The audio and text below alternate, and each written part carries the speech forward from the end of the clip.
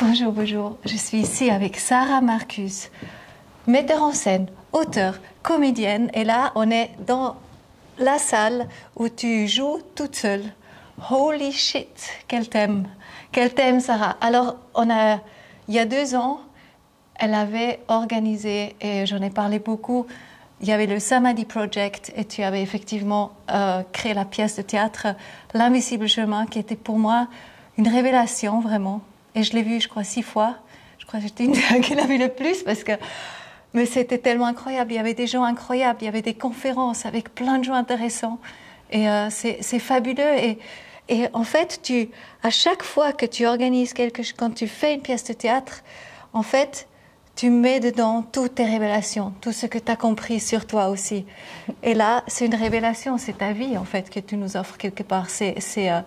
C'est un récit de ce qui t'est arrivé. C'est extrêmement touchant, c'est très courageux. J'ai entendu des feedbacks, combien ça touche les gens. Donc, est-ce que tu veux en parler un petit peu de ce que c'est? Holy shit! Oui, avec un grand plaisir. C'est un projet que j'avais depuis très longtemps. Ça faisait depuis mes 7 ans, en fait, que la petite fille que j'ai été voulait raconter cette histoire. Et elle a essayé de l'écrire. Elle a essayé de raconter, de prendre la plume, et puis c'était pas possible, c'était trop tôt. Et donc, il y a plusieurs années, j'ai décidé de prendre la plume pour que cette petite fille puisse se raconter et raconter cette histoire de départ qui est un éclatement, un trauma comme bien des enfants en ont vécu, puisque c'est un inceste. Et puis, ça, c'était un des axes du spectacle. Mais évidemment que pour en parler, je voulais pouvoir avoir la distance. Bien sûr. La maturité, puis le courage de raconter ça sur scène, parce que c'est vrai que c'est une pièce de théâtre, mais c'est aussi en quelque sorte un déshabillage. Je disais hier soir, avant de monter sur scène, je fais un tour de magie, en fait, je me déshabille sans enlever mon pyjama. Non, mais c'est un jeu de mots pour dire qu'en fait, l'endroit dans lequel j'avais envie de raconter les choses, il y avait cet axe de la petite fille, ce qui était très important pour moi. Et il y a l'autre axe, donc il y a des scènes qui s'entrelacent comme ça, avec des scènes où c'est la femme qui raconte tout ce qu'elle a essayé d'absurde, de complètement, des fois comique ou désespéré, pour retrouver la joie, jusqu'à se perdre, jusqu'à être à des moments perdus dans un labyrinthe sans fin. Et ces parties-là permettent d'avoir plus d'humour et plus de distance sur aussi le fait que quand on vit un trauma, finalement, on se retrouve dans un costume, dans un rôle, et qui est bien souvent un rôle de victime, et qui est la première chose qui nous consume, qui nous empêche finalement d'avancer et de pouvoir guérir. Et finalement, on se rend compte qu'au bout d'un moment, on est quelque part dans une lutte avec soi-même, dans un tête-à-tête avec soi-même, où c'est ça la guerre sainte, en fait, où il y a une dimension complètement intérieure. C'est toi contre toi, ou c'est toi avec toi, en fait. Il n'y a personne d'autre. C'est ça. Ouais, c'est vraiment ça. Et les gens qui ont vu ce spectacle, ce qui est intéressant pour moi, c'est qu'au départ, bien sûr, il y a cette question de l'inceste, mais très vite, la plupart des gens disent, mais en fait, on quitte cette thématique-là simplement parce qu'on rejoint quelque chose qui est beaucoup plus universel et qui touche à ce que chacun de nous a vécu, c'est-à-dire de verrouiller des parties de nous-mêmes. Ouais. Et d'avoir peur, mais tellement peur d'aller à la rencontre de choses qui, en nous, sont devenues des monstres, en fait. Et moi, je me suis rendu compte de ça, c'est-à-dire que j'étais terrorisée. Et il y a 2 ans, des événements qui ont fait que la porte s'est ouverte, que je n'ai pas eu le choix, en fait. Et que ma boîte de Pandore s'est ouverte et que je n'avais plus d'autre solution que de plonger, en fait. Mais j'ai passé un moment pas facile, du tout. Mais en revanche, j'ai découvert que ce que je croyais être mon monde était vraiment une illusion, c'est-à-dire qu'en fait, je naviguais que avec ma peur et que j'enseignais à mes enfants aussi énormément de choses qui étaient liées à la peur, parce que c'était mon costume, parce que c'était ma carapace. Et là, on peut dire que tu as vraiment, donc par ce travail que tu as fait pour cette pièce de théâtre aussi, donc tu as complètement plongé encore une fois dedans, parce que quelque part c'est comme quand tu écris un bouquin, ou quand, je m'imagine c'est un peu la même chose, c'est de re-rentrer dans ton histoire et fur et à mesure en fait sortir de très très profond en fait tout ce que tu as peut-être oublié Et à ce moment-là, tu le regardes, et quand tu le regardes et que quelque part tu l'acceptes, bon, ça peut se résoudre dans l'amour aussi. Alors moi, il n'y avait pas d'oubli. En fait, je me souviens absolument de tout. Moi, j'ai eu un trauma qui était particulier, c'est qu'en fait, j'ai vécu une anesthésie. En fait, la conscience était là tout le temps. Donc, je me souviens de tous les mécanismes qui se sont mis en place. Mais j'ai quelque part perdu le ressenti, la sensation. Et je me suis réfugiée dans un endroit, dans ce que j'appelle un néant, que les gens n'ont jamais vu chez moi.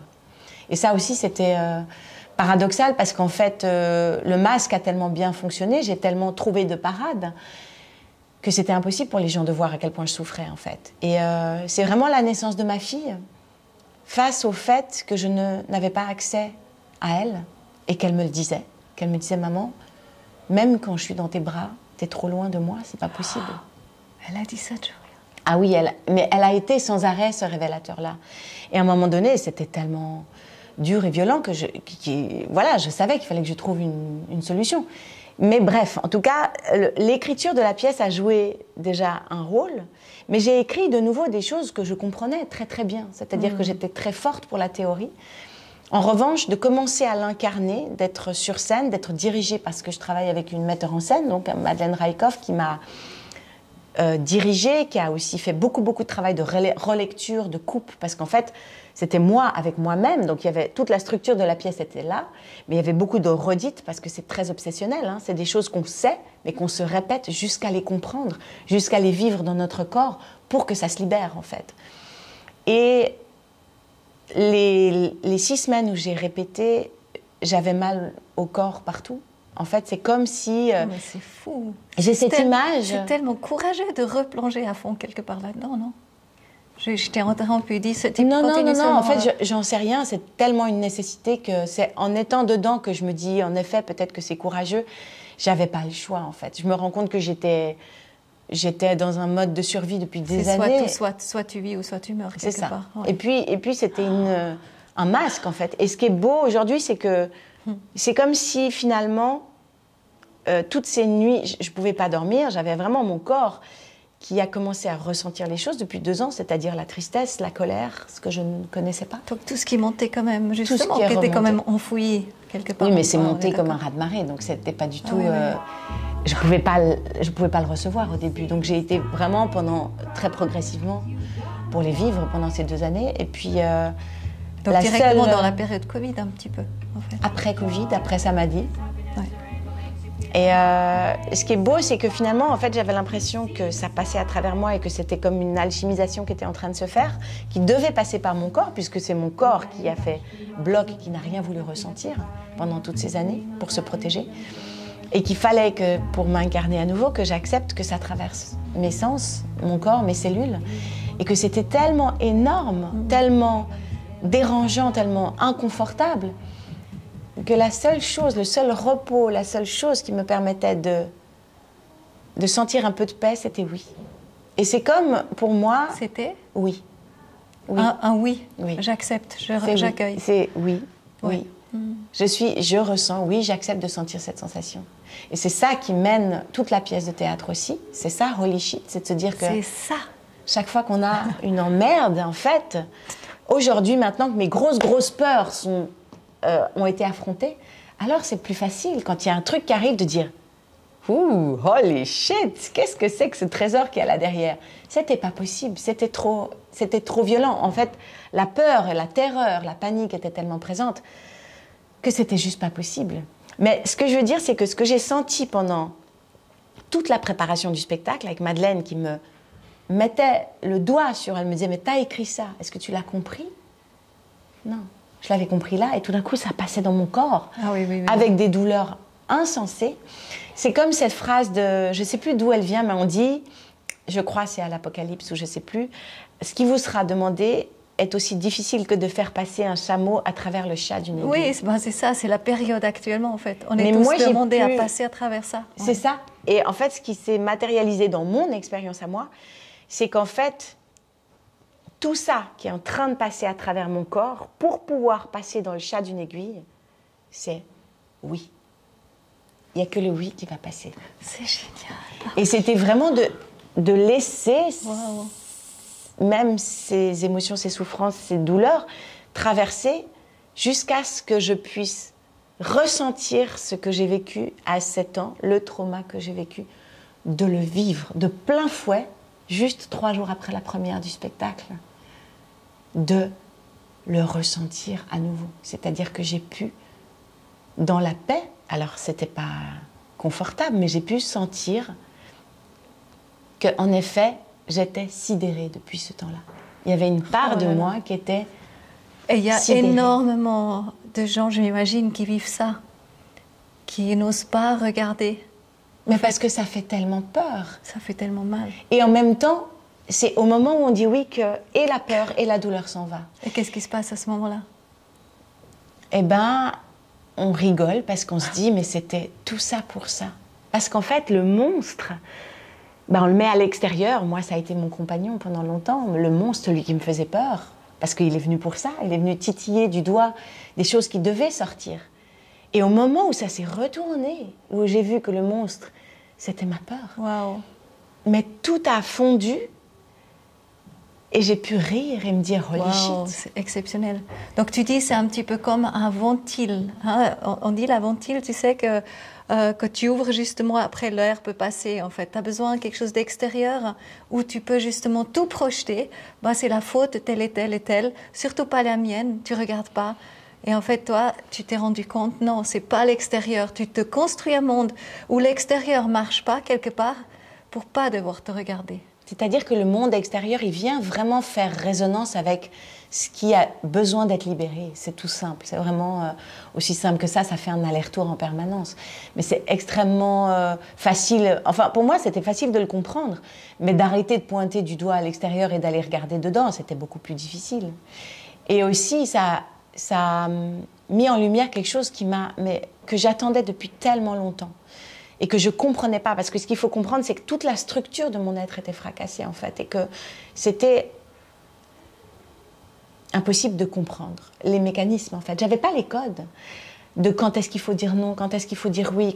Tout ça, c'était c'est comme si volé en c'était éclats. bloqué quelque part. En fait, à l'intérieur de toi, tu n'as pas cette subtilité presque parce que... Je pouvais le comprendre. Oui, c'est ça. Mais en fait, mais pas le ressentir. émotionnellement, le corps ne vient pas te dire stop, non, oui. non, bah, tu vas toujours trop loin. Tu t'écoutes pas. Tu vas pas... Et ça, c'est nouveau et c'était ce que je cherchais depuis longtemps et quelque part sans savoir si j'allais le toucher, c'était de savoir aussi que c'était pas en fermant la porte, c'est en gardant et l'amour et le non. Je ne sais pas comment l'expliquer, mais en fait, c'était ce paradoxe que j'ai vécu enfant, vraiment dans le moment du drame, où en fait, il y avait et le oui et le non dans mon corps et dans ma tête. C'était vraiment ça que j'ai vécu. Parce que j'ai vécu l'orgasme à 7 ans et que en fait, le corps disait oui et la tête disait non. Et ça a fait un shift, en fait, qui était insupportable toute ma vie. Mais en fait, c'est la réalité. Il y a le oui et le non tout le temps en nous. Tout le temps. Parce que le yin et le yang, c'est ces deux choses qui se marient en permanence. Et ce paradoxe, il est partout en nous, tout le temps. Et il ne faut pas choisir l'un et l'autre. Alors oui, dans l'enfance, c'est impossible de toute façon de choisir. Et aujourd'hui, par rapport aux gens qui ont vécu des choses comme ça, moi, ce que j'ai vraiment vécu dans mon expérience à moi, c'est de dire oui, j'aime, et oui, je dis non. Les deux en même temps. J'arrive à enfin... Mais c'était énorme. Mais quelque part, c'est aussi l'amour. Hein. C'est ça. L'amour est très très clair, en fait. Elle peut aimer très très fort, mais quand elle sait que là, ça enfreint, en fait, ce qui est juste pour toi, ben, à ce moment-là, ben, c'est non. Et même si tu aimes très très très fort. Oui, c'est ça. Ce qui était vraiment frappant, c'est que de mois à mois, en fait, tout ça tournait bien comme il faut depuis de nombreuses années, en fait, et que, en fait, le circuit, il est bien imprimé, on n'arrive pas à sortir de ça, en fait. Et la pièce, le fait de projeter à l'extérieur un objet déjà que je souhaitais beau et que j'avais besoin de faire quelque chose de beau avec toute cette histoire tellement sombre et tellement violente. Donc moi, je ne l'ai encore pas vue, donc c'est ce soir, je me réjouis beaucoup de voir la pièce. Et le fait d'avoir un regard extérieur, donc l'objet, le texte que j'ai écrit depuis, voilà, principalement cet hiver, mais que j'avais commencé déjà avant. Et d'avoir donc Madeleine à l'extérieur qui pouvait avoir aussi cette conscience-là. De savoir, quand je flippais, elle me disait, mais Oui, c'est ça. il n'y a personne à l'extérieur de toi, en fait. On est d'accord. Donc, c'était vraiment comme une thérapie en accéléré, parce que tout était là, tout venait de moi. C'est ça. Mais j'avais quelqu'un qui reflétait. Qui reflétait, puis qui disait Ouais. non, ça... Ouais, c'est génial. C'est génial. Je pense que c'est vraiment important qu'on soit aussi entouré justement avec des êtres bienveillants qui peuvent pointer du doigt quelque part les choses qui nous font mal, qu'on n'a pas envie de regarder. Sarah, voilà, ça commence bientôt, mais tu vas... Après ces pièces, parce qu'en fait, ou le 20 novembre, ça s'arrête, c'est tous les vendredis, samedis et dimanches. Donc on peut venir à Genève au théâtre. Au théâtre des montreurs d'images à la Jonction. Voilà. Et il y a un site qui s'appelle holyshit-show.ch avec... Show must go on. Ouais, Show must go on, avec toutes les infos. Mais c'est surtout un projet qui, je l'espère, va continuer. Parce qu'ici, on le fait dans un théâtre, mais l'idée, ce serait de pouvoir le faire à peu près partout. C'est ça. Chez vous, par exemple. Voilà. Ou dans une grange. Ou voilà, quelque part. En fait, les gens pourraient après faire appel à toi et offrir ce moment aussi d'introspection pour tout le monde qui va venir. En fait, commencer à penser à des choses c'est pas des discussions qu'on a tous les soirs autour de la table. Absolument, et en plus, c'est pas il y a des gens qui ont un petit peu peur de venir parce que ça parle au départ de l'inceste, ce que je comprends très bien, on n'a pas forcément envie. Mais finalement, ce qui est très intéressant, c'est que les gens ressortent en disant que ça leur a fait du bien. Et c'est paradoxal, mais je pense que c'est aussi ça le but, c'est-à-dire que il y a beaucoup de tendresse, parce que pour moi, l'idée, c'était d'avoir un hommage vis-à-vis de cet enfant, vraiment un hommage, et aussi un hommage vis-à-vis de la femme qui n'a pas cessé de chercher, en fait. Et même, j'ai encore du mal à me le dire à moi-même, à me dire bravo, en fait, d'avoir fait ça. Et donc, les gens ressortent avec non seulement cette vérité, parce qu'il n'y a pas de filtre, donc ils peuvent aller vers eux-mêmes, parce qu'en fait, c'est assez proche de nous, de chacun. Et finalement, ça parle que de holy shit, chaque blessure de chacun de nous, de chaque trauma qu'on a tous, c'est juste une proposition de s'alléger, de se libérer, en fait. Merci mille fois, Sarah. Merci, Coco. Plein de succès, vraiment sur ton chemin. Un grand merci vraiment pour ce que tu nous permets de vivre et de comprendre, parce qu'en fait, il s'agit vraiment d'élargir nos consciences. Hein. Et puis, on le fait avec une pièce de théâtre et avec tout ce que tu proposes. L'invisible chemin, tu vas le refaire? Je sais pas, j'aimerais énormément, mais pour l'instant, c'est vrai que c'était un rêve absolu de jouer avec 13 comédiens. Donc voilà, je pense qu'il faudrait que je trouve quelqu'un qui aime mon travail, un mécène, et qui ait envie de mettre de l'énergie dans des projets artistiques comme ceux-là, parce que moi, de mon côté, en fait, j'ai un projet sur le masculin et le féminin, donc c'est des nouvelles équations du yin et du yang pour imaginer vraiment de nouveaux possibles. C'est une thématique tellement importante. Mais j'ai beaucoup de mal à trouver des financements, et du coup, c'est vrai que là maintenant, je pense que je vais surtout faire un break et me dire peut-être laisser les gens et les choses venir à moi, parce que lâcher prise et voir ce qui va venir. C'est exactement, voir ce qui va venir. Merci, Sarah. Merci beaucoup. Merci. Merci beaucoup. À tout bientôt. Bye. Bye.